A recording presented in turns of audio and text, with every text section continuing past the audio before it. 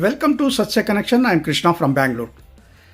ಲೋಕಸಭೆ ಚುನಾವಣೆಗೆ ಚಿಕ್ಕಬಳ್ಳಾಪುರ ಕ್ಷೇತ್ರಕ್ಕೆ ಬಿಜೆಪಿಯ ಸಾಕಷ್ಟು ಮಂದಿ ಆಕಾಂಕ್ಷಿಗಳ ನಡುವೆ ಯಲಹಂಕ ವಿಧಾನಸಭಾ ಕ್ಷೇತ್ರದ ಶಾಸಕರಾದ SR ವಿಶ್ವನಾಥ್ ಅವರ ಪುತ್ರ ಅಲೋಕ್ ವಿಶ್ವನಾಥ್ ಕೂಡ ಪ್ರಬಲ ಆಕಾಂಕ್ಷಿಯಾಗಿದ್ದಾರೆ.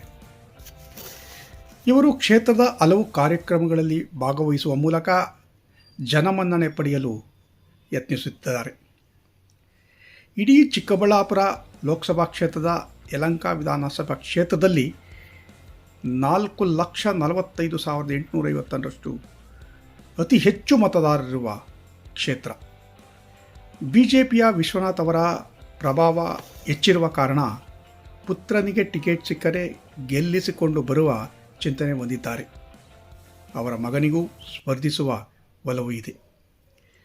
ಸದ್ಯ ಚಿಕ್ಕಬಳ್ಳಾಪುರ ಜಿಲ್ಲೆಯ ಲೋಕಸಭಾ ಕ್ಷೇತ್ರಕ್ಕೆ ಬರುವ 3 ವಿಧಾನಸಭಾ ಕ್ಷೇತ್ರಗಳಲ್ಲಿ ಬಿಜೆಪಿ ಶಾಸಕರಿಲ್ಲ.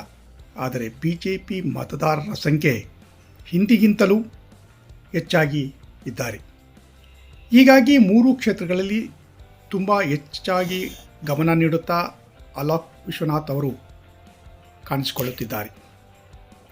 ಸದ್ಯಕ್ಕೆ ಬಿಜೆಪಿ ಪ್ರಬಲ ಆಕಾಂಕ್ಷಿಗಳ ನಡುವೆ ಯುವ ನಾಯಕ ಅಲೋಕ್ ವಿಶ್ವನಾಥ್ ಅವರ ಹೆಸರು ಕ್ಷೇತ್ರದಲ್ಲಿ ಜೋರಾಗಿ ಕೇಳಿಬರುತ್ತಿದೆ. ಯಾರಿಗೆ ಟಿಕೆಟ್ ಸಿಗಲಿದೆ ಎಂಬ ಕುತೂಹಲ ಕೆರಳಿಸಿದೆ.